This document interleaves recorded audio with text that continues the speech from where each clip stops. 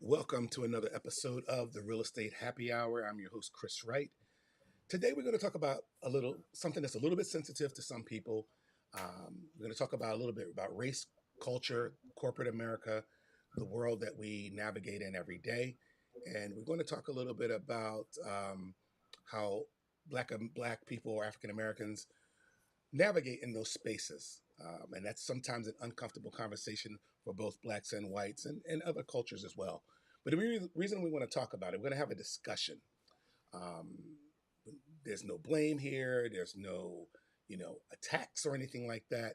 Basically, it's coming from the perspective of myself and my guest, and we'll talk about him in a second. But I do have a guest today, Mr. Donovan Rhoden, who is a entrepreneur, businessman, and a consultant, and he also does quite a few other things. He's been self-employed for over 30 years now, so he's going to be a very good resource to talk about the topic of today. And I hope you listen. If you have questions, I would love to see you chime in on that. Um, but we're going to basically explore, significant issues that's at the intersection of race, culture, and the corporate world. Um, because we currently live where we live now is predominantly white, and most spaces that you go in, there's always typically one or two black people or one or two people of ethnicity.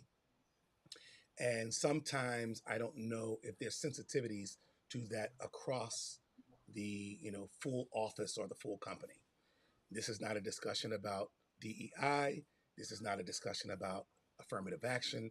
It's just a discussion about navigating in those spaces.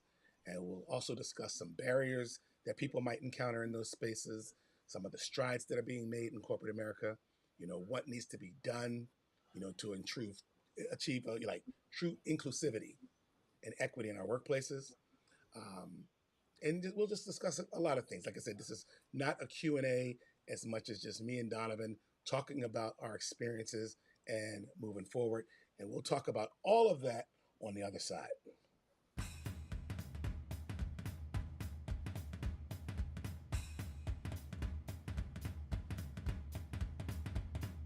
This is the Real Estate Happy Hour, and I'm your host, Chris Wright. It's a fun place where we talk real estate, pop culture, and what's trending. Hey, I might even give you some good advice, so grab yourself a drink, sit back, relax, and take a listen. Unless you're driving, of course. I'll see you guys on the other side. All right, today's show is brought to you by Derek's Big D's Meats Barbecue.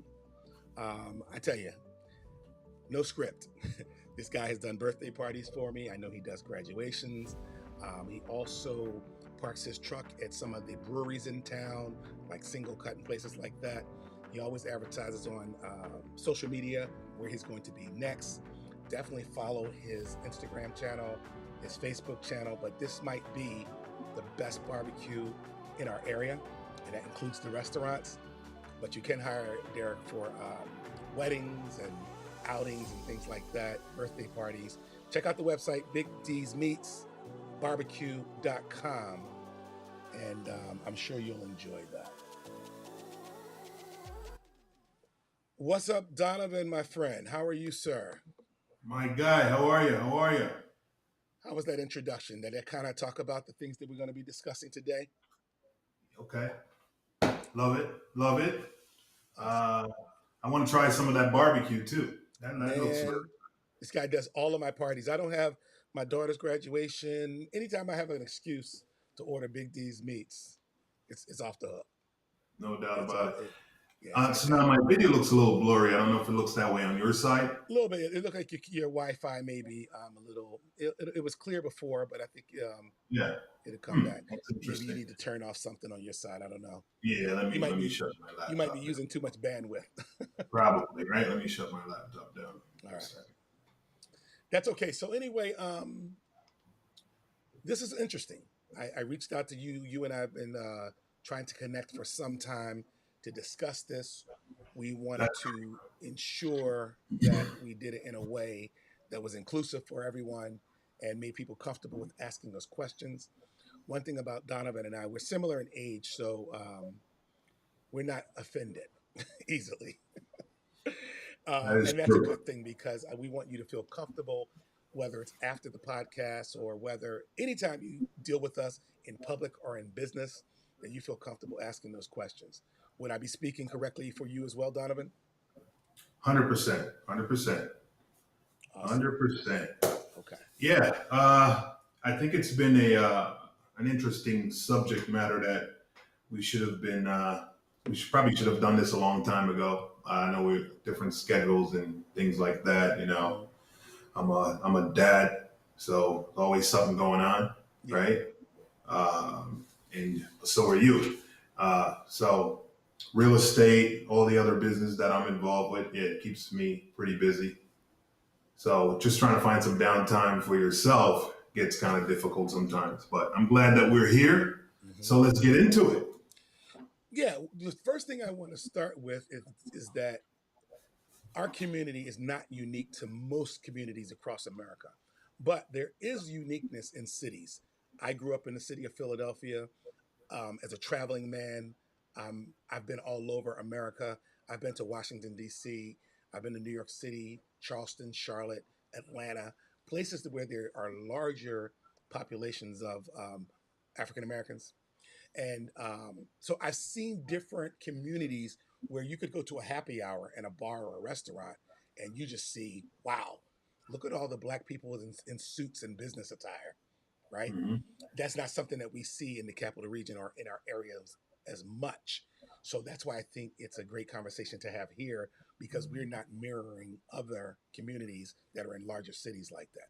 If you have you ever been to Washington D.C., Donovan?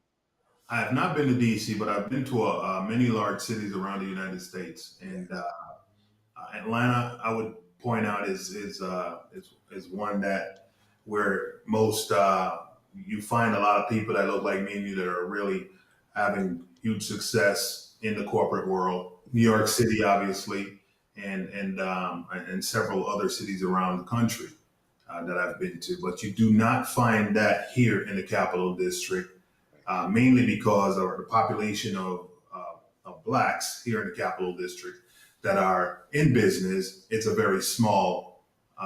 It's a minority within itself, right? Mm, So we're always basically doing business with mostly Caucasian business people or clients, and so that becomes somewhat of a challenge from time to time, okay. based on either it's based on race, but it's basically hidden Hmm. in such a way that it almost you get so used to it that it seems like it's just the norm, and without jumping to any conclusions, you already know what it is before you leave that meeting, Okay. right?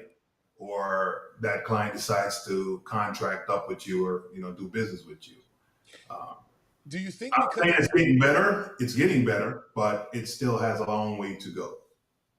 do you think that it's like that's because of the lack of familiarity with um, black people, maybe not having a close circle of influence that are black, whether it's friends, relatives, things like that? Do you think that could be part of? It's not an issue. It's not a problem, but that could be part of the issue where there is not a discomfort, but just they're not familiar. So maybe there's some level of, well, I'm not familiar. I don't know what to say. I don't know what to speak. I don't want to say the wrong thing, etc.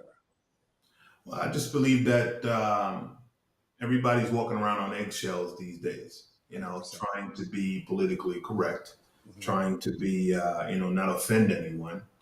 And for myself, it's not. I haven't always operated that way because when I see truth, I tend to speak up on truth, Okay. and it's not usually a popular situation. Of course, I'm not trying to be. I'm not a confrontational guy in a way that I'm going to, run upon somebody just because they don't like me because of the color of my skin, because I look way past those things. But I've been gifted to be able to do that. And unfortunately, a lot of people that look like me and you still have not gotten over how to handle those type of situations. True. And maybe myself, maybe you can handle it because we've been in the we're used to being the only black person in the room. Yeah.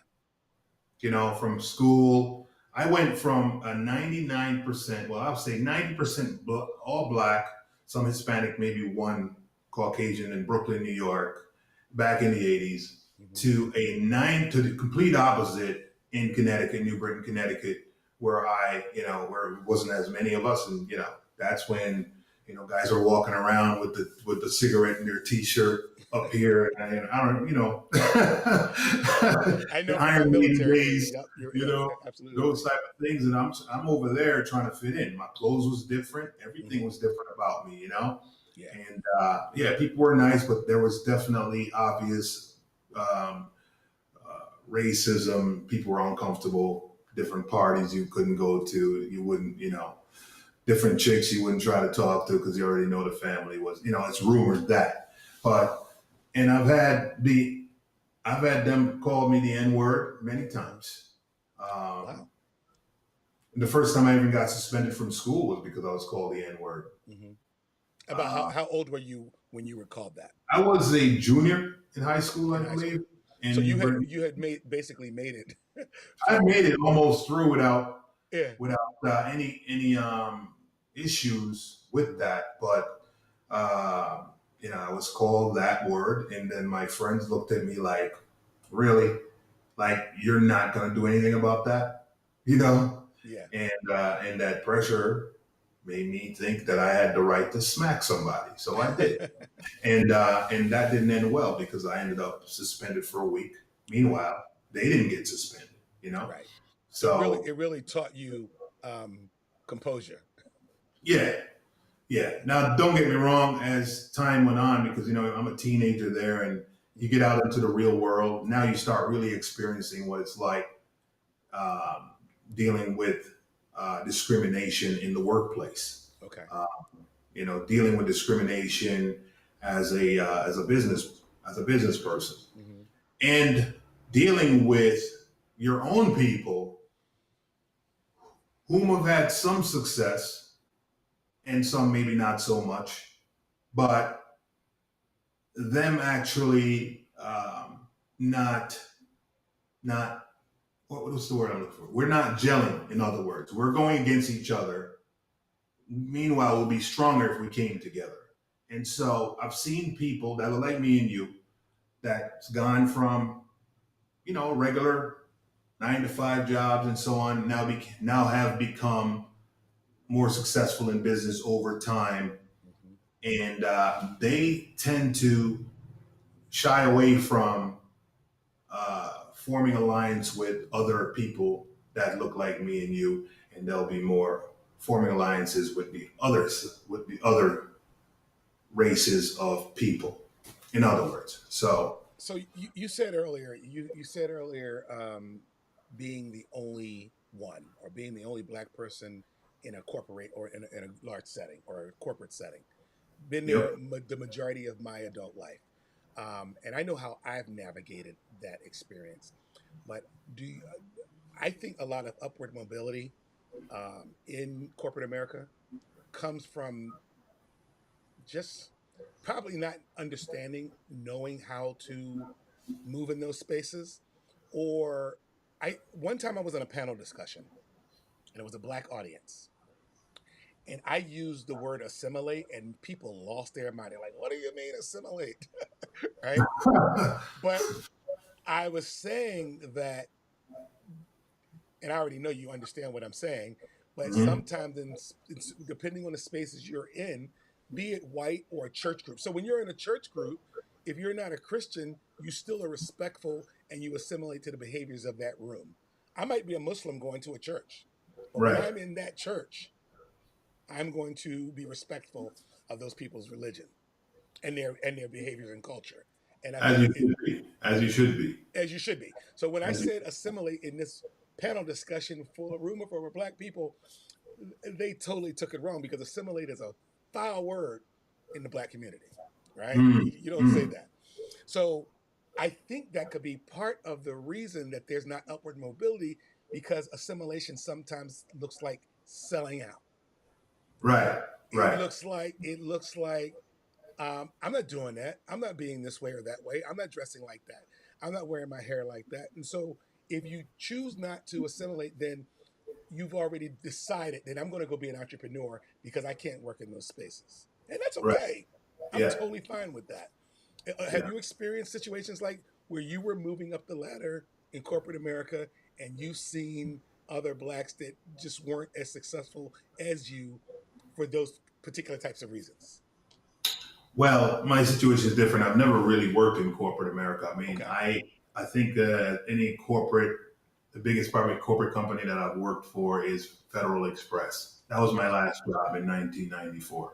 Hmm. And so, yeah, there were people that were in advanced positions, higher positions in the company Hmm. that wouldn't really associate themselves with you being a guy and getting behind the wheel of the truck and delivering packages, right? Um, I know you're a college grad, right? Hmm. Yourself, I'm 100%. not. So I have some college. That's what my I'm a profile veteran is. first, though, so I'm proud of my veteran I have some tenure. college, Yeah. but I have a lot of work, experience with people. People is my, I'm a people person, Yeah. and my talents lay in solving problems for people.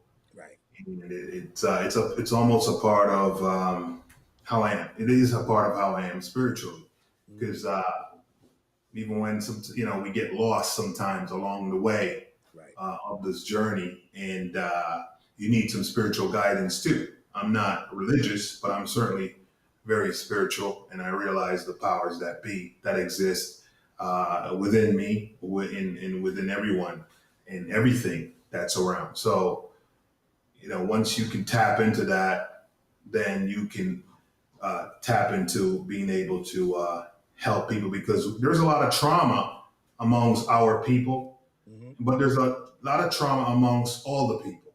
Yeah.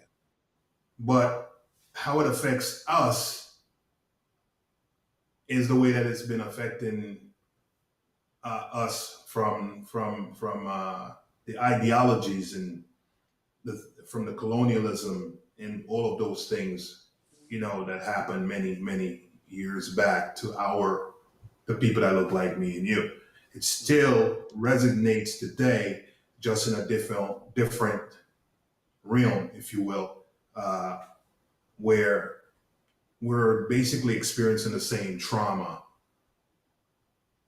that's been going on for centuries. Hmm. If that makes, I don't know how you feel about that, but that's Well, been my experience. here's the thing.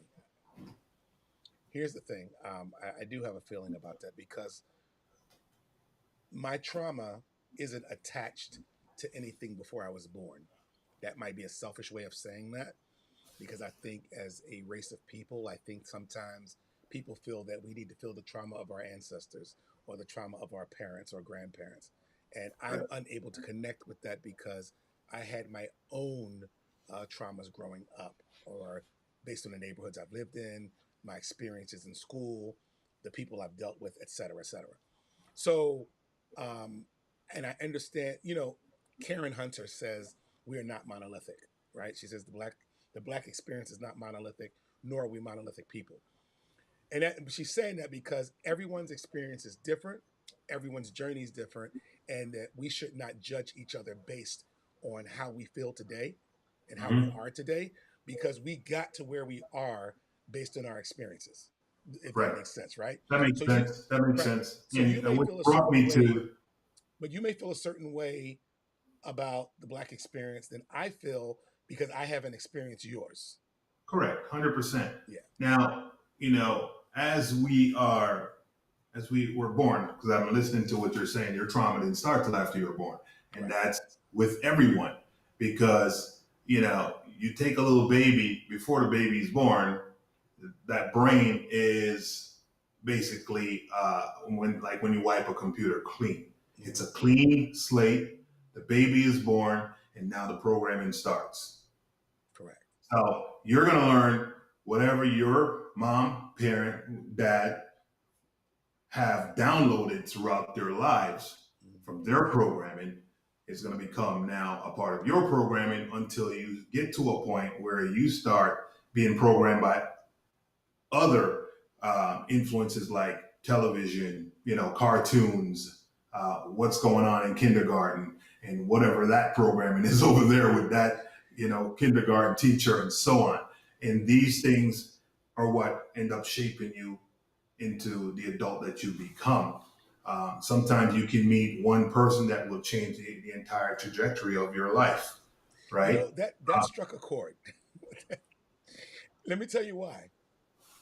Talk Because about my parents, mother and father, they were separated, but I spent a lot of time with both growing up.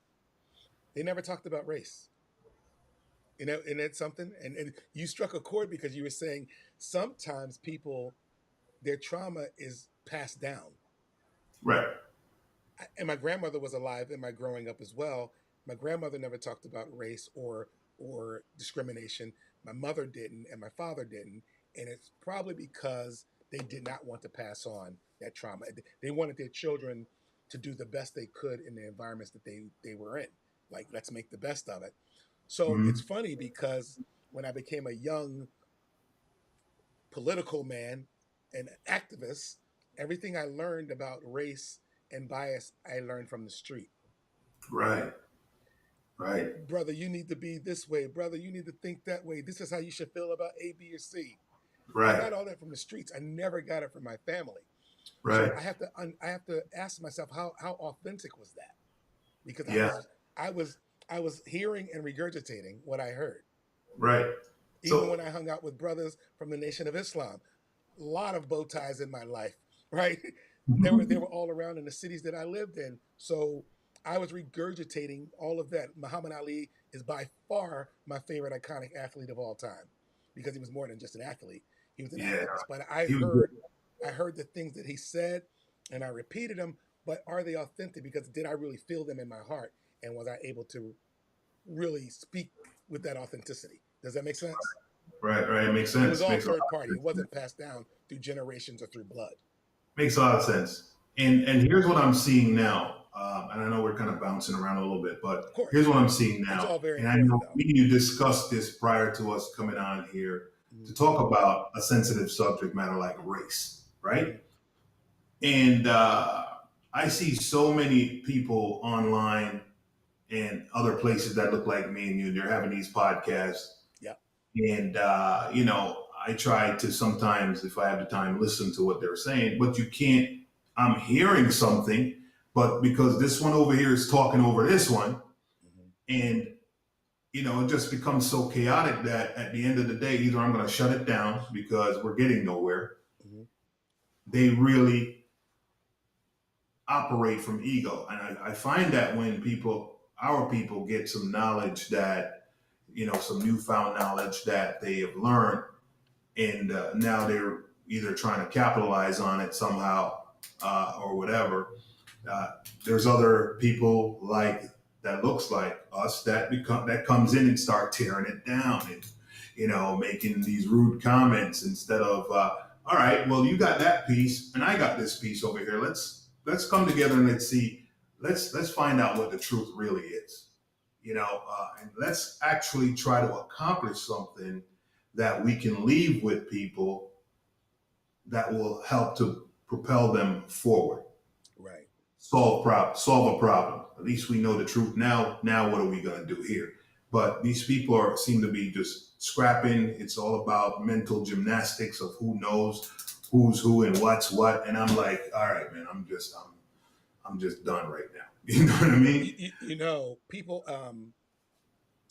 People have asked me about um, black people who have been blessed in corporate America and then pulling others up or mentoring or coaching younger black men and women to also be in those spaces so there are more.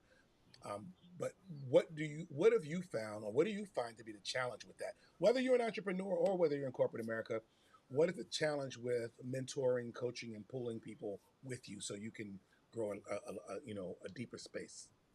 Okay, repeat that question for me again. So, like I said, you know how there was you heard the term "each one teach one," Right, right? Or the fact that, well, you know what, you've made it, so how do you help others make it from your community? right. What are some of the mentorship challenges like to to get other black young black men and women in those type of career advancement spaces and corporate settings, or even entrepreneurship? How do you what are the challenges in pulling them up to help them out? Well, nowadays a lot of us feel that we know it all. You know, we the youngsters. A lot of the youngsters are pretty bright. You know, there's a lot of good information out there, and some of them have taken that information and have done well with it, Yeah. and definitely have propelled past a lot of people that have lived long. You know, lived more life than they have, but they still don't have the wisdom of actually living the life and Right. gone through the experience. They may have the information, but how to apply the information now in an effective way has to do with wisdom of living this life too. You know, Mm-hmm. or have lived experiences in life that you can apply using that new information that you have now. So ego becomes an issue for a lot of people. I find that people's ego, whether they're well read or well lived, right? Mm-hmm. Uh, I find that it's usually the well read people that have the egos. Um, 100%. you know, the people that have actually lived through and actually taken and have taken action, and that's made them become who they are Right. today, Mm-hmm. are usually more humble people, right? So getting people to mentor, there's a lot of people that want to be mentored, people that look like me and you, but they don't follow through, a lot of them. And the ones that have the information, they usually run off and try to capitalize in a sharky way about it, you know, trying to be the men, if you will. You know what I mean? So Right. that's what I've seen. Now, there's also another part to that where I myself, I believe everyone should have a mentor, spiritual mentor, a mentor for your business goals. And I know that I've had challenges in this area finding those type of mentors, usually because they don't look like me or you, Right. you know? Hmm. So I've Yeah. definitely been told point blank a few times in a nice way, that I don't have that kind of time for you, you know? Or Yeah. need that kind of love. 100%. 100%. Me too. Me too. So I kind of want to stay on career development, um, because I think there are some disparities that exist between, um, and it might have a lot to do with what you just said. That's a good segue. Is that if people have coaches and mentors, without it, how do you have career development? Not knowing how to navigate and move up a ladder, right?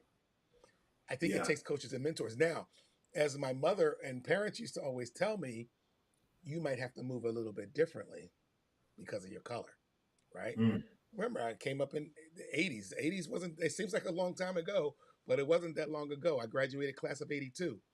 So they knew as I was going out. My father was really pissed off that I had joined the military at first. He came into being proud of it over time, but he was just saying, all right, I was in the military myself. This is how you're going to have to move when you're in the military.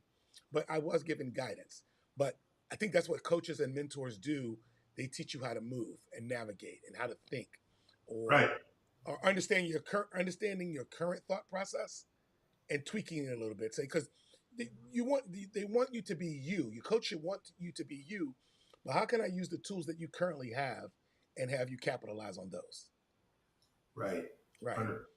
100%. So, I guess what I was asking, as I prefaced this question by asking that, but disparities in career development might have a lot to do with having a coach, a mentor, and to add to that, a coach and a mentor who've done it, who looks like you. Right. And I think that's what we need to do. You know, people like myself, you, a few other people brothers that I know around the campus, we need to start getting into the inner city schools and speaking with these children because, you know, my kid played sport. All my kids played varsity sports, right? Okay. Mm-hmm. But lately it's been my youngest daughter. Chloe. That's the last one that's graduating high school now. And so we've gone to like some of these inner city schools to play. I'll give you like an example, like Albany High School, and I've known guys there that work in the school system, and give me stories. I mean, they've dumped so much money into that school. It's a beautiful, beautiful building. Yeah, I was Uh, in there recently. I was in there for a job fair for the right. high school students, and it was really nice.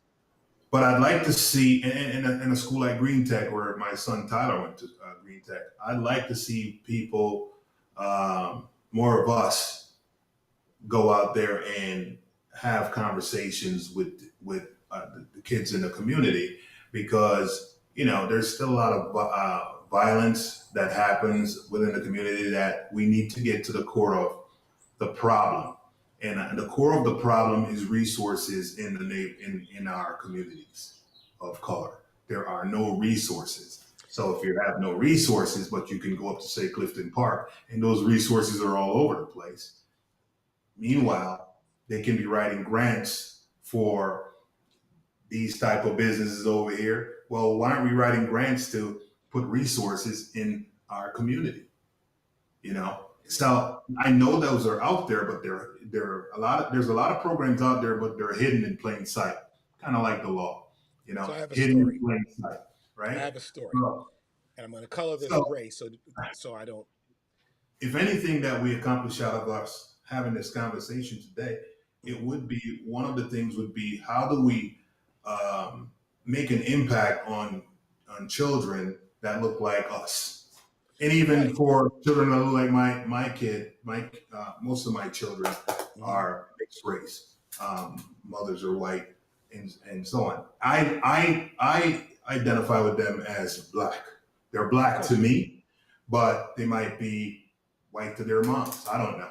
You know, uh, So I you don't try to know. have them embrace both of their sides. My kids tend to embrace mostly the, our side, and more so As you their should. I mean, than that. if your child was half German and half Cuban, then they would embrace both sides of those cultures.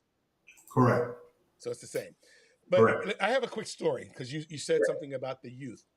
So I'm not going to say any names or places, but I did a job fair one time in a high school, and I've done job fairs at different high schools and also BOCES. And Mm-hmm. in the here's the difference. When I did the job fair in a predominantly white high school, it seemed to me that the children were prepared. They were dressed properly. They knew how to come to the table and ask specific questions. Mm-hmm. They knew they were very respectful. And then when I did the job fair in the predominantly black school, those children weren't prepared at all. And do I blame the children? I do not. I blame that school for not preparing these children. Hey, here's a job fair. Different companies and corporations are going to be there. These are professionals. These are the kind of questions you want to ask them. If you attend the job fair, you want to dress a certain way. You know what I mean? Mm-hmm. And I was extremely disappointed, not in the children, because they are children. Even though they don't think they were 16, 17 years old, getting ready to go out into the workforce, out into the world, and they couldn't come up to a table and be professional for 2 to 3 minutes. That Hmm. we as a society have done a disservice to those children. But like I said, and then it seems to me when I did that same type of job fair at a predominantly white school that it was a totally different experience. In fact, it would be safe to say that I would have hired some of those kids on the spot because they So seemed to be prepared. yeah. So that again comes down to the programming Hmm. that's in our communities, Yeah. right? Yeah. And it comes down to the resources that are in our communities. What I'm tired of is seeing situations that happen in our communities Yeah. where people of color get up and make all kinds of noise and march and preach and all of that good stuff, right? And nothing happens. And this has been going on for centuries. Hmm. The question becomes, since we know that the resources are available, but they're just allocated to a different community over our communities, right? How do we get to that core of that issue? Who's responsible? Who are we talking to? Yeah. That is what our objective should be. Let's get to the core of the issue and let's find out why these things aren't happening. Because I'll assure you that if our kids in the inner city had those same resources, that we could perform on the same level, if not better. And that because But that's do our you need history. resources to teach etiquette and behavior? Of course, yeah, Okay. that's all a part of it. That was a It's a rhetorical part, question because it's I a part grew up. of it. Listen, my mom, we grew up poor. So don't think what I'm about to say means I grew up middle class. We grew up poor. But my mom was bougie. Didn't have a pot to piss in, not a bean on her plate, and my And our mom was bougie. priorities messed up, bro. Huh? Her- My mom was bougie. My pop was bougie, and but when I say that, I'm laughing. I'm saying that in jest, but they were that way because they wanted their children to act and be respected a certain way. So I remember debutante balls. My sisters used to be debutantes. I remember them going wearing long dresses and going. That's the kind of environment. Because I don't know if people know this, but in the early 19th century or in the 1800s, when we were a segregated country, there were black elites, and we talked about that, right? yeah. And these black elites talked a lot about etiquette and how to move, amongst wealthy and elite spaces. So Hmm. I guess what I'm saying is that these are sometimes things that we don't see in our society today. That there are black elites and there are wealthy black families throughout America, not just in small pockets. I'm talking millions of families that are very wealthy, and we may never get to experience what their experiences are. But I just wanted to say that because when I just asked you that question about, do you have to teach etiquette? Do you have to teach mannerisms and be? Hmm. I Yes. that was a serious question, but yet rhetorical because Yeah. it comes natural to me because my Right. mom just raised me like that, and I try Because and your raise my children the programming same way. comes naturally to you because of your programming, your downloads. Yeah, It comes naturally to you, right? yeah, But when we're dealing with trauma in our communities hmm where their dad's not there, right, dads are not there, dads are either incarcerated, 100%. dead, Missing, just missing, gay, missing. I'm just saying those factors, sick, whatever, right? They're not there. Now we have moms because society is giving all the power to the mother, and the fathers are being emasculated completely out of the picture.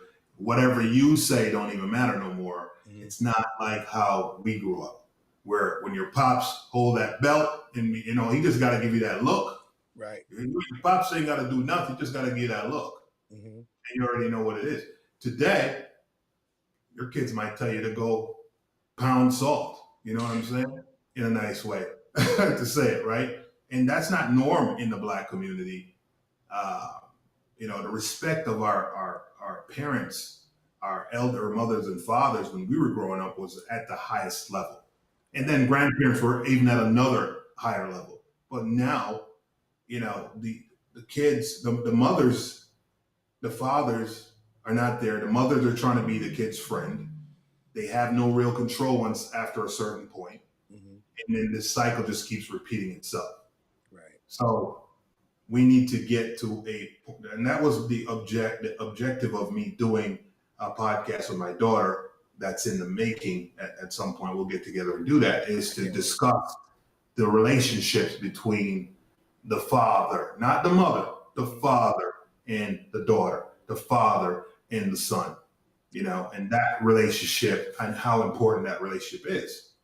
Because fathers are getting, it's fathers, especially fathers like me and you, hmm are getting completely squeezed out of the family structure. And now you're just looked at as a tool, basically. Right. You're a tool, you're a donor, Don't get it twisted. You don't really have the power like that.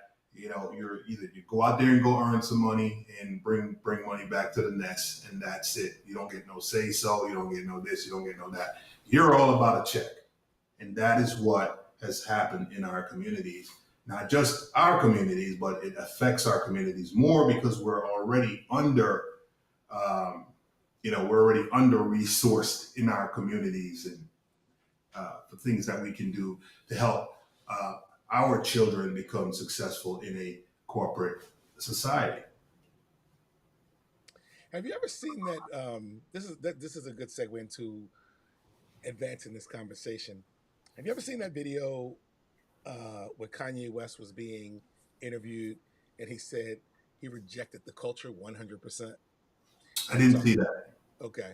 Anyway, during his Jesus is King days, Kanye have gone through many different phases, but during his Jesus is King days, he was talking about rejecting the culture. That's when he wore the White Lives Matter shirt, Candace Owens, and all that kind of stuff. Mm-hmm. Anyway, I always believe that no matter how cloudy someone's judgment is, there is a ray of light in between that. So anyway, he talked about rejecting the culture, and I ever since I heard that term, I had to think a lot about my own thought process. And I want to talk to you about as we move forward in this conversation, hip hop, the cultural exchange and appropriation of hip hop, how it's transcended communities, blacks, whites, Hispanics, and otherwise. Hip hop has become a global phenomenon, right? Mm-hmm. You see, I posted videos on TikToks of young brothers in Pakistan and India rapping, right? This one guy they call 50 Punjabi, right? Right? It's become so universal. But I Yeah. want to talk about how it affects the black community, the black culture, but does not, or maybe not, have the same effect or degradation of the white community because Well, it hip hop doesn't. is And it also won't. transcended into the It white community. it doesn't. It won't have the same effect on the white community because the white community they're just hearing beats, a good beat, a good rhyme, and they can just have fun. I don't know when you were growing up, but what I saw was that the white folks were always just having fun. And what I saw was in the black community, it was always violence and crime. Murder and the cops were always hanging out. Mm-hmm. But not over there in the white neighborhood. They was hanging out like that. And they would take our music and be having a good time with it. 100%. So yeah, stay here. Oh man, you are right in the nucleus with me. I'm loving this. So when I talk about you too, I happen to be there for the birth of hip hop, Me the too. birth, Yep. Rapper's Delight, all of that, Fatback Band. Like we were there for the birth, and we saw soul music and R&B transition into hip hop because they Right. were using the samples and the beats. And hip Right. hop started out as dance music, fun, party music, and then it became it it it it, it graduated to let's spread a message. Grandmaster Flash and the Furious Five, one of the first groups to come out with a message when they talked about the community, what's going on in the community, and then that message went to black empowerment, right? Mm-hmm. Brand Nubian, Public Enemy, KRS-One, Big Daddy Kane. These artists start so that it, like I said, it had levels. It graduated into different places. And man, I'm a hip hop aficionado. The problem I'm having with today's hip hop, and if you totally agree, I would love an explanation. I'm listening to just the beats because I can't stand the lyrics, right? So when I right, I just don't like the lyrics. I don't like what they're talking about. I don't like the sexy reds, the futures and all that. I'm a big Drake fan, but I don't live that life. I remember when Jay Z came about, and I liked Jay Z in the beginning, but I'm like, I got to the point I was like, all he's talking about is money and flexing women and hoes and cars. And the message was gone. Love Chuck D, love KRS-One, love Poor Righteous Teachers and Brand Nubian. All that's what I listened to, right? Yeah. Yeah. But Yeah. then that message, who's talking about the community anymore? Who's talking about self-empowerment? the upliftment. People that are like Lupe Fiasco, they're not making the charts, Right. you know. So Right. what's going on with hip hop? I don't know. Well, just like so much awareness is going on now of many things that are happening in the world, Yeah. so is the awareness in hip hop. And there are Okay. certain artists that you're going to um, can relate to because of what it is, the subject that they're speaking about. Like you were talking about Kanye West earlier Mm-hmm. and what he was talking about, and maybe people look at it as, man, this guy has lost his freaking marbles. Right. But I don't think so.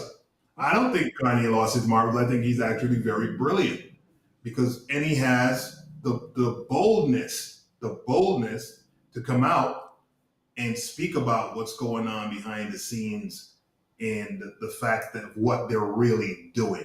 Mm-hmm. Now, once he starts doing that, they're going to take and destroy his persona, the character of Kanye West. They're going to be like, kind of like what they're doing with Diddy right now, right? And maybe a few of the other people like R. Kelly. I mean, whether they did it or not, I mean, that's how it starts. You piss somebody off that are in high places, Mm-hmm. right?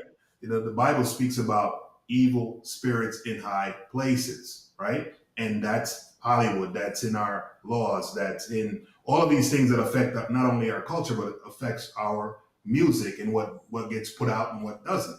Right. Because you say you're a Drake fan. You're like my oldest daughter, Samantha. She's a diehard Drake fan too. She'll drive from here to Buffalo or Boston, New York City. She's gonna go see her Drake. Where I listen to the brother. He has talent, but to me, a lot of his music sound the same. And of course, give him credit for how he puts it together. Right. It's brilliant. And I can understand why the young girls would like it and the young kids would like it. But I know we spoke about that little battle he's got going on with Rick Ross, and I listened to Rick Ross' response, and that more resonated with me. Okay. Okay. Because it's like, all right, I'm a little bit more, I can relate to what he's talking about a little bit more because maybe I've been a little bit closer to that Right. over my lifetime as opposed to what Drake's talking about. I You know got what you. I mean? Same thing. And my reason for liking Drake so much, it's more musical than it is cultural. Right. I like his producers. I like the fact that he raps and sings. Can I relate to all the lyrics? Probably not, but I do like the kid. But Right. I wanted to get to, as we're talking about hip hop, how that resonates with the young black community and how they can come out of that and be culturally or corporately productive. How they move into that space. So how hip hop affects the kids in our community? Yes. Well, how it affects the kids in our community, the black community, but then their attempts or their desires to go into corporate America, you can't always take hip hop with you. No, you cannot. Well, there's a time and a place for everything, right? Yeah. And But they find that unfortunately, sometimes a lot of the unfortunately, young men and women have a hard time letting that go. They're hip hop right. wherever they go. Unfortunately, a lot of us can't just kind of like shoot down the middle. It has to be, hip hop all the time or the whole lifestyle, which, Mm-hmm. bringing that into an environment of a corporate environment that's, especially if you're living here in upstate New York, it's going to be predominantly white. Right. And you may, you're not that we have to be so conscious of the fact that they may be fearful because a lot of young whites do embrace hip hop. Most whites embrace hip hop Yes. nowadays. Oh yeah. Right. You go to any Different. hip hop concert. If you go to any hip hop concert, it's almost 85% white. Right. Yeah. So, I mean, it's going to affect our children different because what they're talking about in the lyrics. So, you could choose any rapper that's talking about, shake your butt, Gucci stuff, all the material, all the vanity, in other words. Mm-hmm. Shoot them up, and that's going to affect children in our community different from it would affect children in the white community. You see, because they're not actually living that life. If you're on Clinton Avenue, Albany, Central Avenue, anywhere in Arbor Hill, you know, area, Schenectady, Troy, any of those areas right there, you do have there's a strong chance that you will probably drive past a murder scene at some point this summer, maybe in the next couple of weeks. Right. Or next week. There's a stronger chance of that happening than if you were up in, like, say, Clifton Park somewhere, right? Or Latham somewhere, or even here in Saratoga. There's a stronger chance of that happening. So these kids they're speaking about what they seen and what they are actually living, some of them, and the industry itself pushes that because that's what sells. Yeah. Versus a guy like, somebody you talked about that gets no airplay whatsoever. Yeah. But what they say is so lit, so fire. It is. It's so fire. You sent me that song before. Yeah, that's so fire right there. You're not going to hear that on the radio. Not at all. Not at all. Okay, so we talked about the problem. What's the solution? So, my opinion of the solution is this, Chris. We have to unlearn the things that we've learned. This comes back to the programming, and once again, we have to unlearn all those things that we've learned and that we believe to be the truth, that are all lies.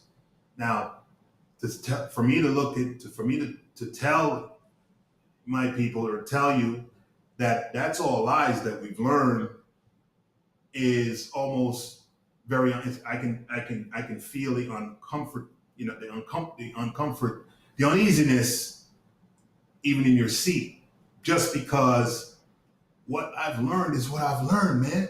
Yep. This is what I've learned. Yeah. How you gonna tell me I'm all the way over here now because of all that I've learned? Mm-hmm. But just imagine, and just think of the possibility that what if what you learned isn't true? What if it's not true? Mm-hmm. Is that a possibility? It is possible that it's not true. So, bringing forth some truth to the situation at hand, I believe, will help our communities to say, all right, oh man, maybe I'm not a bad person. I'm not a loser. I'm not a bum. I'm not broke. I don't have to idolize a guy running around the street selling, mountains of coke and then bragging about it in the rap music and whatever, they're selling pills and whatever else, right? I don't have to do that.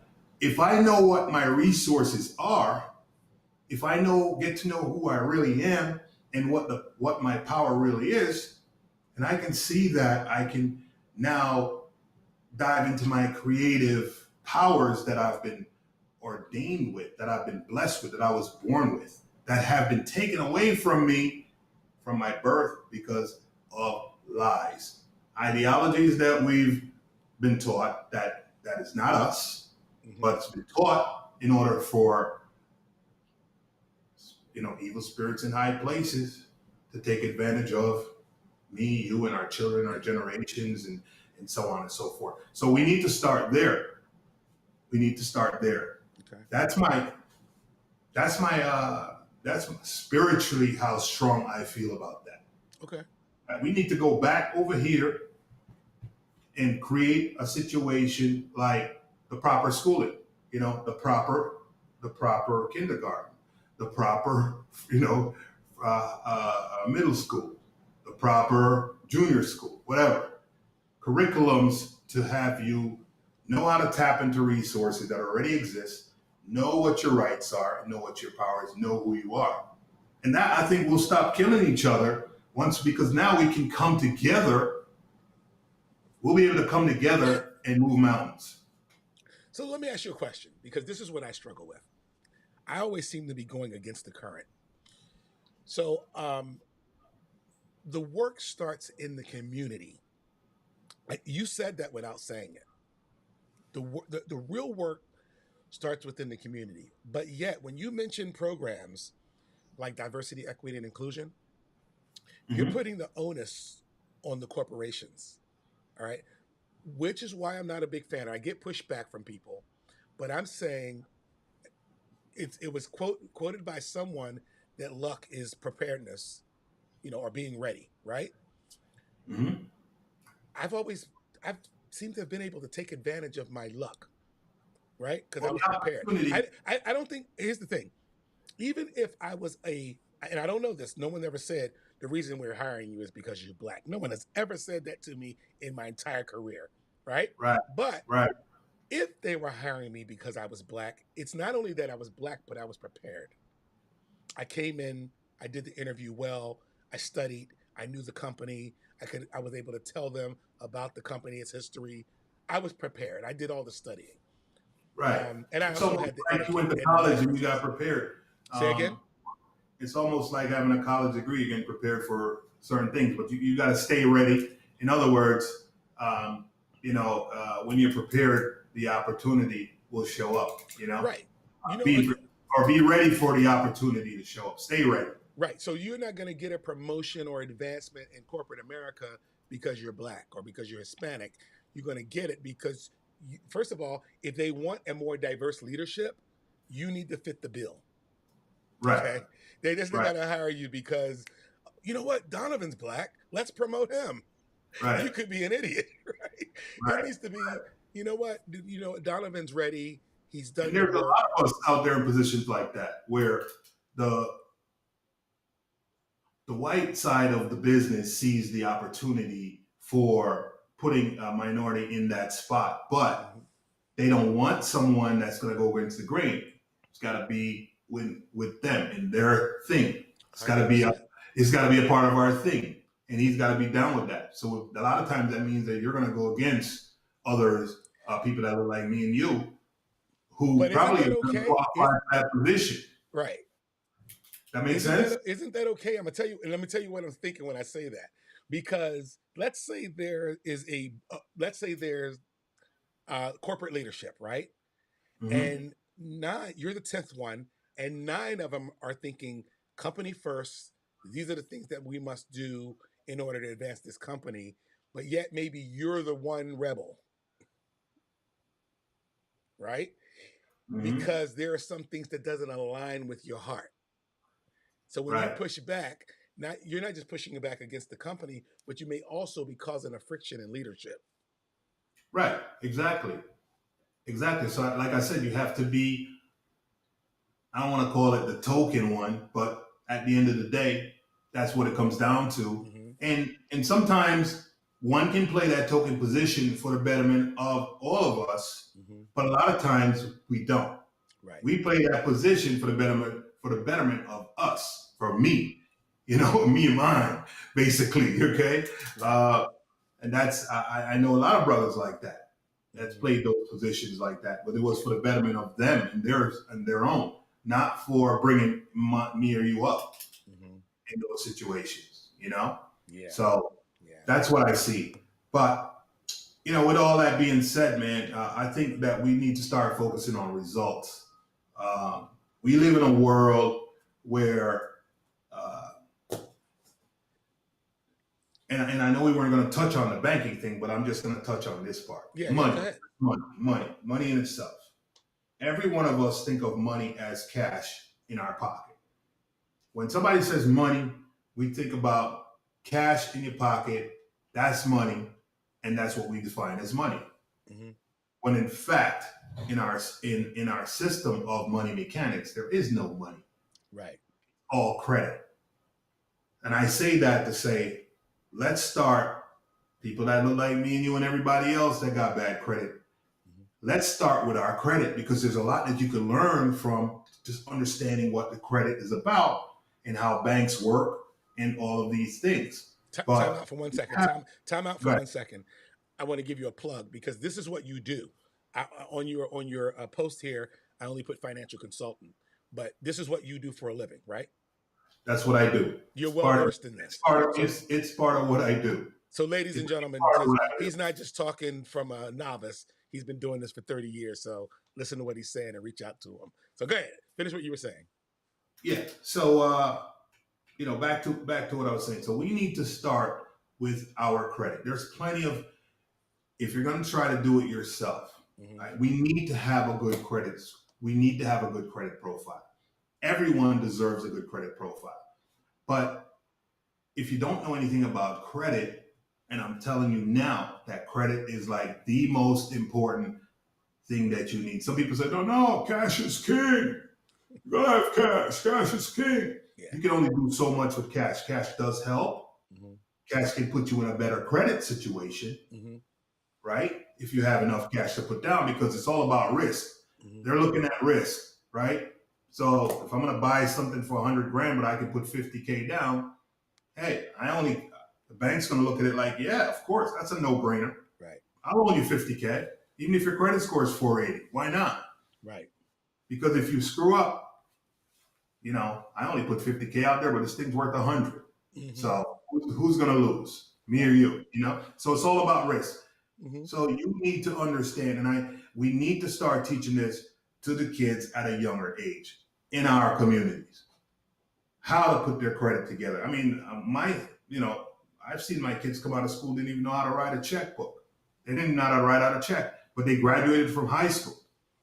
And that was amazing to me. But credit itself is so important that we need to put that at the number one priority.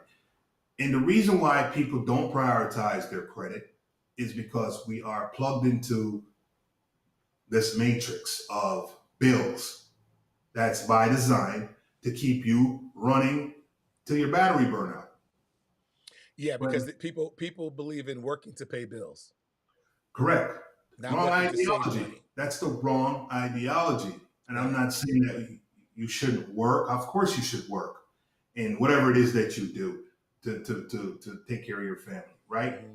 But if you understand the power of having a good credit profile, a good consumer report, that only increases your power of maneuvering in the credit world, because that's all we have to access finance. That's the number one thing you need to start out with and be responsible with it. Now, you know what I thought of as you said that, and stay on track because I don't want to lose that. But I thought about people who care about their credit have created a discipline. Right. Right? If you're disciplined about your credit and every move you make financially comes back to you managing your credit, you've become disciplined in finances. You will. And when you can learn to embrace your credit, learn to embrace it. Like, don't let it define you. Okay? Meaning, like, if you have bad credit, that's not who you are. That's not who you are. Okay? You got to understand the programming again. Yeah. Coming from our community, when we don't have, we're coming from a mindset we're coming from a lack mindset. Yeah. Man, my people didn't have nothing. So when I get me some money, I'm going to get me some stuff. Right? So I'm just keeping it real. I'm going to pull up. All right? I might have it rimmed out. I might have 12s in the back. I mean, that's old school. I don't know what the kids do now, but they still pulling up with the whips in the community. You go down, if you roll down Arbor Hill, I guarantee you're going to see some heavy machinery on the street. $100,000 whip parked up. You know what I mean? You're going to see it. Costs more than a car. It's going to be out there. So, and they're going to be in designer gear and designer clothes, and the girls are going to have red bottom shoes and all that, right? Because of the programming. But the credit was shot, completely shot. We don't have our priorities straight. I can say these things because I've been guilty of that until I learned better. And once you know better, it's your responsibility. It's like once you know the truth, now it's your responsibility to act on it. Because it would be completely ignorant of you to know the truth, but completely do something that's completely opposite that is going to have an adverse effect on your credit. Let me ask you a question. We hopping around. Have you ever seen the movie A Soldier Story? Say again? Have you ever seen the movie A Soldier Story? I have not. Denzel, write it down. Write it down. Soldier Story. Is that on Netflix? Story. Denzel Washington Howard Rollins Jr., Adolph Caesar. I recommend you watch that this weekend. Okay. It's about the reason it lends into our conversation because it's about a black army battalion or troop, whatever you call them. I was Navy, Mm-hmm. so I don't know the name, but it was a black battalion during World War II, and the sergeant was kind of a black elitist. All right, but all of the privates were like they were just hood. They were from different parts. They were like from Pascagoula, Mississippi, and backwoods Georgia. Like they were just like they didn't have the culture or the etiquette. Anyway, and Denzel Washington happened to be one of these soldiers. All right, this was one of like his Mm-hmm. first major Hollywood role. Denzel Washington, great movie. Anyway, but the elitist sergeant, he was like high society black guy. He was embarrassed by his troop. All right. Mm-hmm. And embarrassed to the point where his mental process would be you're going to bring us down as a people. Right? Hmm. You're Mm. going to bring using the N word, you niggas are going to bring us down as a people, and it's better if you're not even alive. Wow. It's an amazing movie. Highly I recommend. Watch it this I weekend. can't say that I've watched a lot of movies over the years because of trauma. You know, Yeah.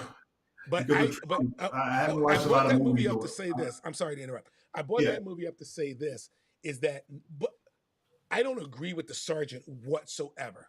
My Yeah. point was there are not enough of people educating the youth saying you're making the culture look bad. You're making black people look bad because of your behavior. Now, here's what I'm going to say about that is because when you look at a bad white group of people, whether it's a violent biker gang or criminals, we don't identify that whole race based on the behaviors of a few people, right? But when Yeah. people look at sometimes our hip hop culture or they watch snatch and grabs on YouTube and TikTok, they go, that's them. So Right. they'll And sometimes that microcosm, that little behavior, they say, see, this is why I don't want my kids hanging out with black people, because that's all of them. right. Whereas the other way around, we don't look at a group of black bad whites and go, that's the entire white culture. Right. We don't. And again, it's programming. It is programming. Right? But I And brought we that need up to because I be wanted able to say to, we in need to that movie update the though, software, in other words. but in that movie, I brought that up because this is 1942 and 1940. He was saying that if you guys don't get it together in the future, you are bringing down our entire race. And so Right. something about that writing said to me that he's looking at 10 or 12 guys and going, just you 10 or 12 guys and your behavior can bring us all down. Yeah. And I can see how that can happen. I Yeah. can see I can see the point being made, in other words. Mm-hmm. And we definitely need to, just like you spoke about, teaching someone etiquette Yeah. and all these things. It all comes back to all of that. Mm-hmm. We need to unlearn to relearn. It's Yeah. it's uncomfortable, but it's going to be necessary going forward in the future. Yeah. Unless you want to remain on this matrix, on this treadmill, Right. like the hamster wheel, until your battery burns out. Yeah. Yeah. But now I wanted us to touch on something because I know we're kind of running a little bit on time here. Yeah. We back into the real estate arena and the minority effect here in upstate New York. I know a lot of realtors. And in fact, I know even a broker that's black here in the Capital District. And whether you may or may have not met him before, but we were talking before we got on the air about this area and black people in real estate, whether they be mostly we're talking about brokers. I know that I have not, and there's one person, and I believe there's one black there's one black realtor that I think all the years I've been purchasing and doing fix and flips and doing all this other stuff with real estate. I think there was one guy and he specializes in stuff in the inner city. I think his name was Sean as well. Sean, yeah, I know his name was Sean. I don't quite remember his last name, but Up in the capital region. He's in the capital region. Yeah, he's here. And he specializes in inner city um, properties. So he has a lot of investors from the New York City area that want to buy stuff in Arbor Hill and all that kind of stuff. I haven't come across them. Yeah, and but I had this conversation with a couple of my white realtor friends. Like, where are all the black realtors? Right. I mean, yeah, I know a handful of them, but it's almost like they're not making any impact in the game. Nope. I don't see an impact in the game from any minority realtor, be it black, Spanish, or whatever. I don't know if Miranda is he Spanish or is he Italian? I think he's Hispanic. He's Hispanic? I think the Miranda family is Hispanic. He might be the only one that I've seen, if he is Hispanic, making any kind of noise in the area. Okay, and I could be wrong, but I think they are. Yeah, and so you being a realtor, speak to that? Why do you think that is? Huh? Why do you think Why do you think that is? First of all, it's a very, very hard industry, regardless of who you are. Okay, that's the first thing. I agree. Number two is that if you're going to be a successful real estate agent, you're either going to be a universal real estate agent. A universal real estate agent and cover all people, financial, economic classes, etc. Or you're going to be a niche real estate agent who I only work with investors. Right. Okay? Right. You can do that as well. But if you are going to be universal and work with all facets of people, then you really need to check yourself every day in the mirror. All those things that we talked about earlier about maybe assimilation or being corporate or mannerism and etiquette, you're dealing with Black, white, Hispanic, Asian families who are buying middle-class homes. You need to be able to speak that language. That's right, 100%. And if you're not 100%. willing to do that, if you want to keep it real, then you might only want to work with a specific group of people. Right. All right. Understood. I see what you're saying. And then you're going to also be limiting your